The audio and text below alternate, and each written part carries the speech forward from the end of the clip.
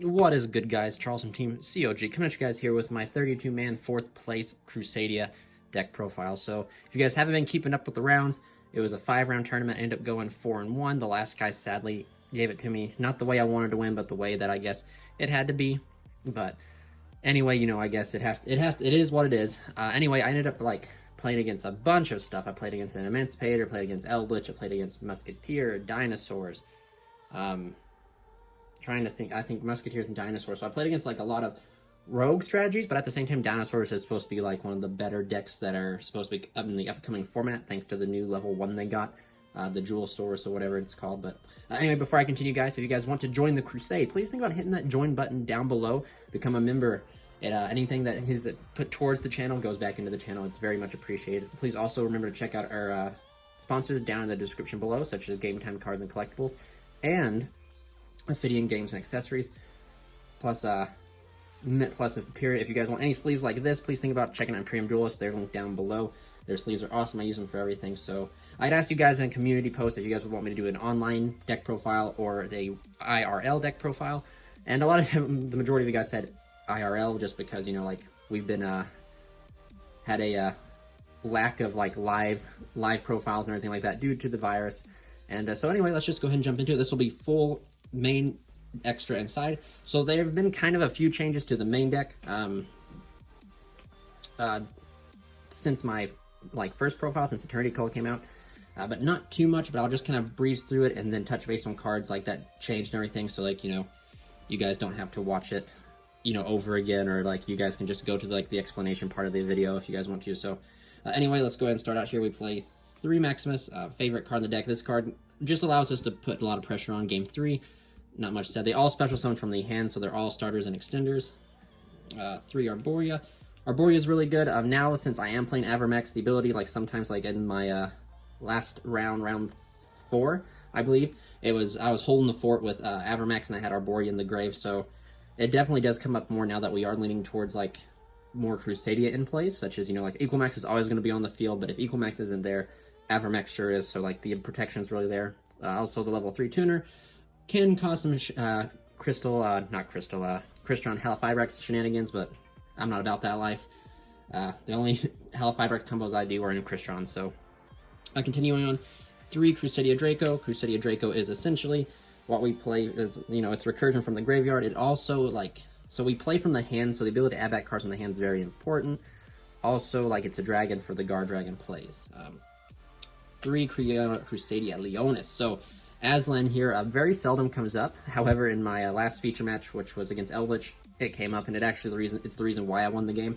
However, you want to max out on all the Crusadias, regardless if they're good or bad, and Leonis is probably the worst, just because the only way this deck cannot play is if we don't see any Crusadias, and believe it or not, with the amount that we play, it will happen.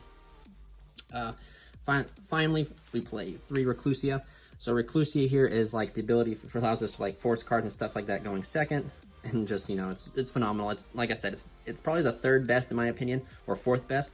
Leonis being the last, but like this card's like going second is just so powerful and allows us to bait stuff. In my first match against Emancipators, if I would have had drawn this instead of Leonis, I would have been able to out that entire board by popping the Buster Lock because I had Dark Ruler no more and stuff like that. If you guys haven't, please go ahead and check that back out. But anyway, Reclusia is really good. It's our main deck out to the Buster Lock. Now that I've brought that up, it's just, you know, it's smack a Dark Ruler, and Dark Ruler plus Reclusia is almost pretty much like too good, too strong. Moving on, we play for 1 Honorary Mention, 1 World Legacy World Crown. You do not have to play this. This is a 41 card deck. You could cut this out. However, I do like Crown for like nostalgia and lore reasons, but also more importantly, it's a 2000 special, essentially a 2000 Crusadia monster. The only reason it's not a Crusadia is by name, and it's just a form of interruption or negation that we can end on if we have to like push for like, you know, weaker boards. Crown is just really good to open or draw into off of the Skuldra and everything. That's it for the Crusadias. We still opted to play the Ranru. And the reason we played Ranru is because, of course, the Guard Dragon side and also the level 4. So the way that we counter the rock in the deck is through Trap Tricks or Flasia. So we wanted to have another access in case we didn't see a Mixed-Seed, and that's what Ranru pretty much does. Ranru plus like Maximus and any other, and like a full hand of monsters just gets us there, just play around the rock. So yeah, I actually thought about playing this instead of playing Nocto Dragon instead of this because Nocto Dragons draw. However, playtesting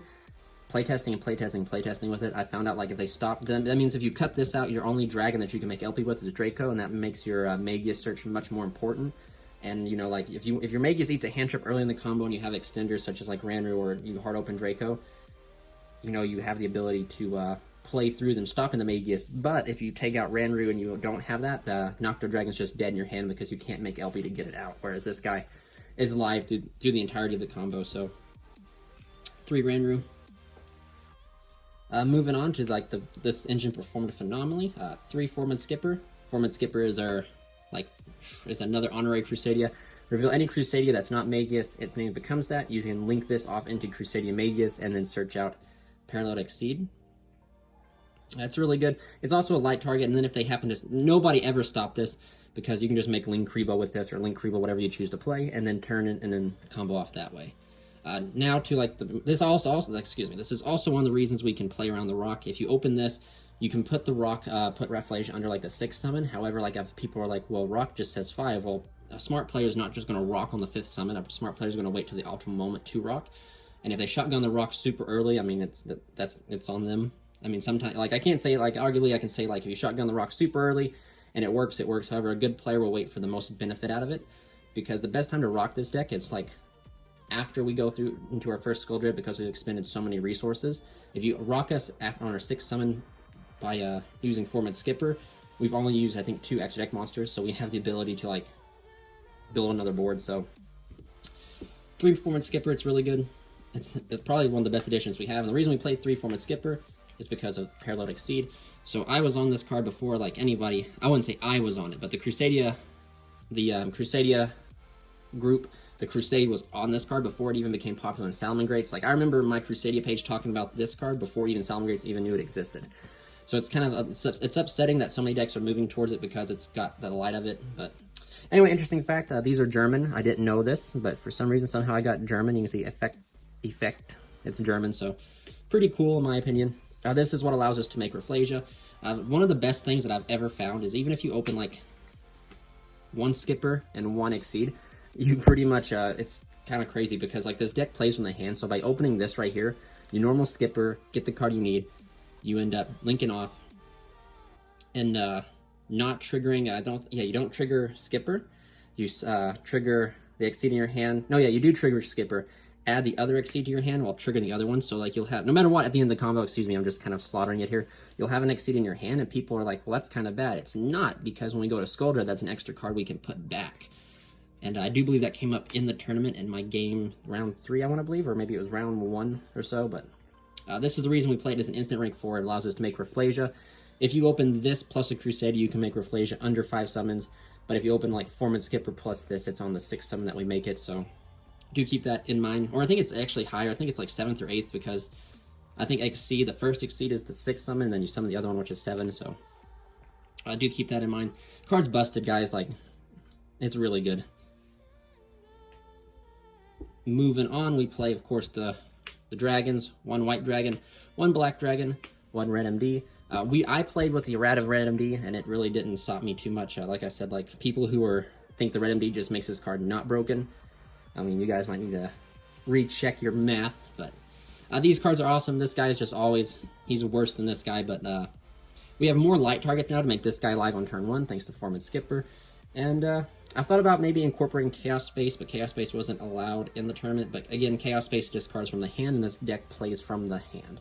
Even if Chaos Space does grab us one of these guys, like, they do kind of self-replace, but I don't know. I haven't sat down and done the math to figure out if that's like, you know, I still think we go neg off that, and we still need to keep all the hand advantage we can keep.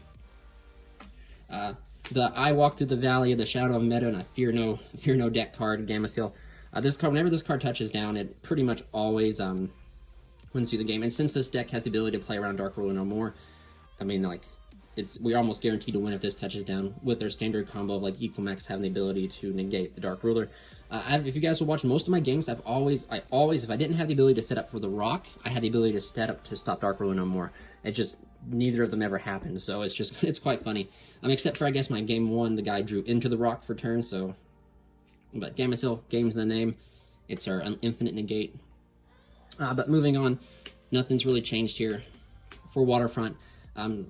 You have to play 4, I believe. You can try and cut down and play 3, but I don't think you'll seed enough.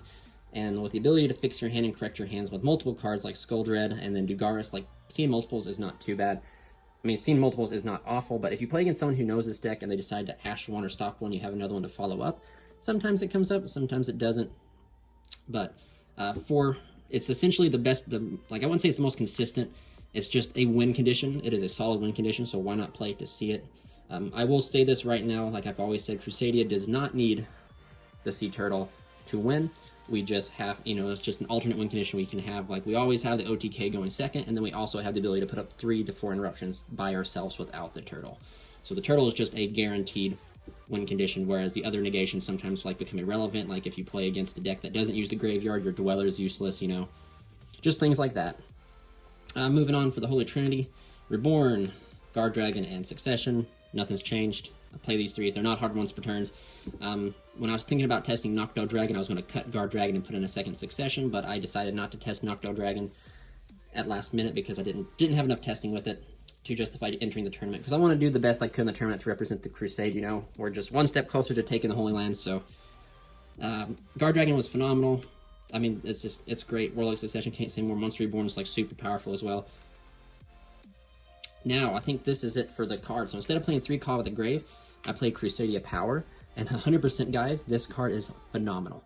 The ability, like, it just, to me personally, so this card does everything. It protects every Crusadia monster you have from every hand trap, any monster effect possible. Outside of, like, a counter trap like Strike and stuff, Crusadia Power can stop it. The only thing that Crusadia Power falls short in is it cannot protect the LP. So my thought process in it is they have Ash, or, you know, if they have something like that, they have it. You know, you can't, like, if this was Called by the Grave, you could stop it, but if they have impermanence or anything like that, you can't, you know, you weren't going to stop it from hitting the LP anyway. So, but you can stop the cards such as, like, impermanent stuff on your Magius, on your Spatha, you can stop that with Power. Also, if you do not happen to open the way to stop the rock, like Rafflesia, Crusadia Power onto, like, the Spatha or something like that is just, it's too good, because, like, they rock all your monsters except for Spatha. You turn the token, or the link into, like, Link Spider, move on up into Equimax, then you can, like, make Dragster, you can make, you know, a level 4, you know, it all depends, really.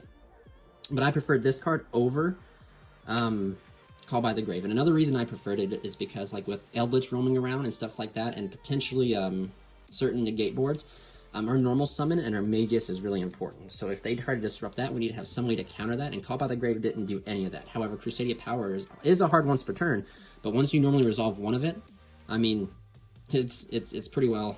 Once you resolve one of it, you're pretty much, the train's chugging and the walls are breaking. So, and also do take note, like, a secondary board this deck can set up. So, like, this deck can end on, like, Equimax with Gamma Seal.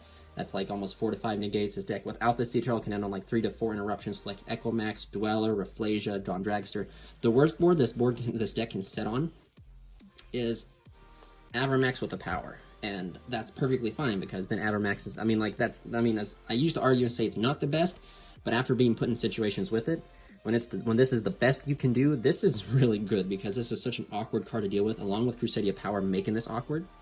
And also Power, one of the main reasons for Power is with the interaction with, like, Equimax here, is because a lot of times you search out Crawler, you know, you'd end your hand with Call by the Grave and Crawler, but you had no Crusadia to summon here so that you could chain something to negate the Dark Lord no more. Now, if you happen to open Crusadia Power and keep it throughout the entire turn, then you search Crusadia Crawler. During your standby phase, you can activate Crawler, get the search, and then when they Dark Lord no more you can chain Power to Dark Lord no more, targeting Equimax, making him, like, invincible, and then negating Dark Lord no more with the Crawler. So that's another reason why I decided to play Crusadia Power as a chainable card to which we could stop the Dark Lord no more. Whereas going first on the turn 2 when your opponent goes, Call by the Grave, unless you were thinking 2 turns ahead and didn't, like, call by the Ash Blossom or hand trap they hit you with, then yeah, you're pretty good. But call by was pretty much useless in that scenario when Dark Lord no more came down. At least in this case, Power has the ability to something that can be activated regardless of, like, regardless of whatever's happening. And even the worst case scenario, like, say, like, you don't have anything to stop them, and, like, you know, like, they activate Dark World no more, you can't negate it. You still Crusadia power onto the Avermax, Crusadia power onto Equimax. Still is pretty good because it makes them unmovable, which is really powerful. But that's enough on this card. I do not regret this. I just wish now this card would come in a holo because I miss my super call buys, but I 100% like this card. Do not regret it. For this list, I played 2 Trap Holes and 1 Crawler. You know, not even going to go into detail with him. Faithful Boy was always there. But in my first list, I played 1 of these, and I actually really think that playing 1 of these is correct. However, there was very few times. So, like, the theory behind it is similar to Quick Launch and Rocket Tracer.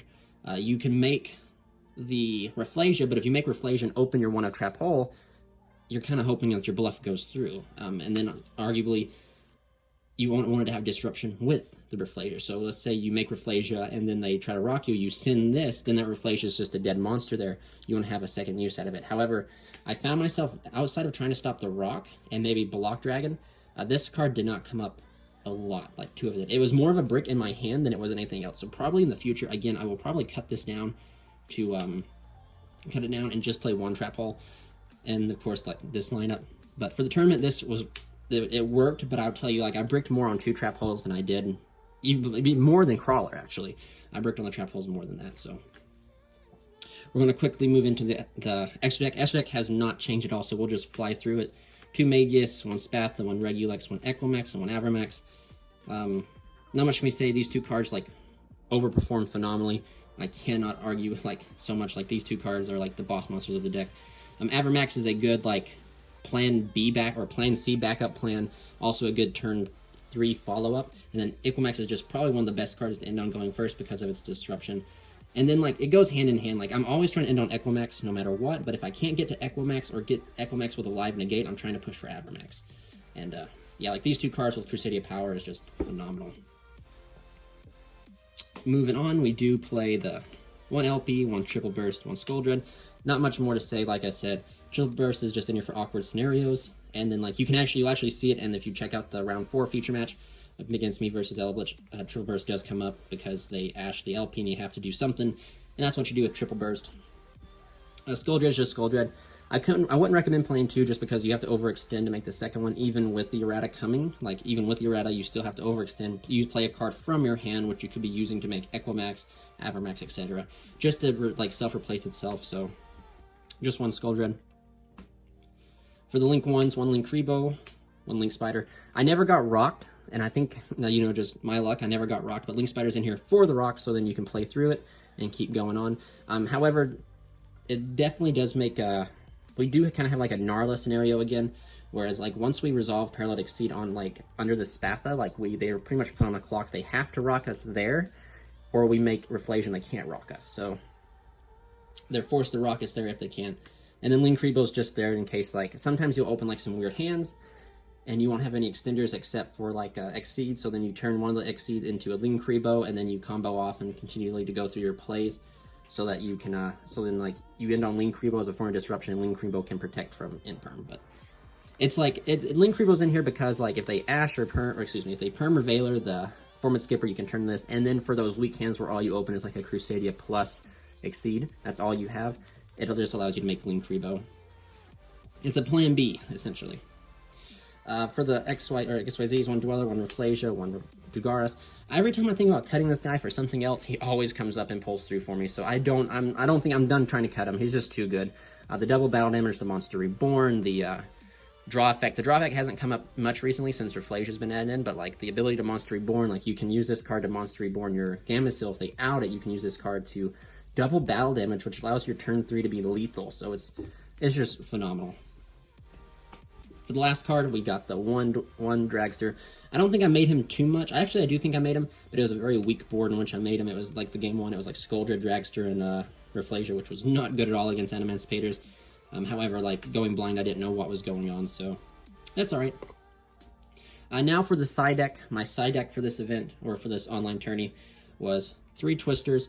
So I honestly I preach that we play from the hand, so discarding cards is not the best option. However, most of the back row decks, such as Eldritch, Striker, like you name it, Ultra Ghastly back, Cosmic Cyclone is not going to do enough. It's just not. So you need to have mass removal, and this was played by, like, cards I own in real life, so I don't have Lightning Storms. I don't plan on picking up Lightning Storms for $110 either. But this is the next best thing that can out them. It removes 2 cards. You know, you can pitch a card. If you pitch a Crusadia, then you can add something back with the with Draco. So it kind of supplements itself. But yeah, so 3 Twin Twisters. This is where the side deck kind of got a little weird. I still tried to play 2 Kaijus and Revival. But again, here's my argument: is that Kaijus didn't do enough. Kaijus don't do enough. As if you go against the Adamantipator boards, like they would set up 4 to 5 negates. Like 1 Kaiju is not going to solve the problem. So that's why I also decided to play the Brews, because my thought process behind it was, once I know I'm playing against a hardcore combo deck that's not Adamanticators, I can put in the Brock, because this card's awful against the Rock, but it's good against everything else. And like this was more so for like the control aspect, for like the chinky like smackdown. But I really didn't like these, like, except for Revival. Revival has to stay in my opinion. Revival's just too good. But these 5 cards are very like counterproductive in my opinion. And I'd much so like, you draw into a Kaiju for your 6th card, it's better than drawing to the Rock for your 6th card. So I'm definitely back and forth. I'm gonna try to figure out something better that I can play. Maybe once the format decides to like develop the way that's supposed to. But yep, 3 Rock. It's not like I said, guys. I wasn't pleased with this. Like let's go a little bit more into it. I mean, let's discuss. Maybe you guys in the comment section can help me out. I was not pleased at all. And I actually think I might actually put in keep this and put like effect veilers, infinite impermanences, you know, like put something else in here for these. Just because like the Rock as a 6th card is not the best, but arguably the same thing. Any of the hand traps I just listed is not good, except for impermanence, because you can just smack down impermanence. So probably impermanence will be to replace these. What do you guys think? Just comment down below what you guys think. I'd like to hear it. Moving on, 3 Lancia. Like I said, I was scared of Orchist. I wouldn't say I was scared. This Crusade ain't scared of nothing. But just Orchist, and then like I said, Winter Kills piloted Mech Knights, and he ended up getting 2nd place. So this right here would have been a good side-in against him. But Orchist, this was also in there for the Eldritch. You smack this down, they can't banish. Let's see, what else was I fearful? Dinosaurs. This was actually when I went against the Dinosaurs, because you stop Ultimate Conductor from coming down, you know, or that Miscellaneous Saurus from resolving in the grave. It's pretty good. For the final 3 cards, 3 Dark Ruler, no more. 3 Dark Rulers is definitely, like, this is really good. So it kind of defeats the purpose of the OTK strategy, but normally going 2nd, like, this is still what you're adding in, like, at the bare minimum. Like, this is what you're putting in. Because now the strategy is, like, if we can't, like, if they do, like, the 5 to 6, 7 negate board, like, we really can't stop that. No matter what cards we play, like, we have to, like, draw straight, like, a godly hand. But if you draw, like, Dark Ruler no more, you Dark Ruler no more them, go out through your combo, get Revival off the Regulex, and then you just whack over everything, and then you rebuild your board so that, like, they don't have a follow-up sort of thing. It's like you break their board, build your board, they lose sort of thing. But Dark Ruler no more is great in my opinion. Like I said, the only card in the deck that I'm thinking about changing is the Rock. Like I said, maybe some infinite permanences, maybe some hand traps, you know, I'm not too sure yet. But yeah, that's it for the deck profile, guys. I got 4th place with it. I'm very pleased with it. Please remember, if you did like this video, to hit the like button. If you haven't subscribed already and you feel like subscribing, go ahead and subscribe. This is Charles from Team COG, signing out.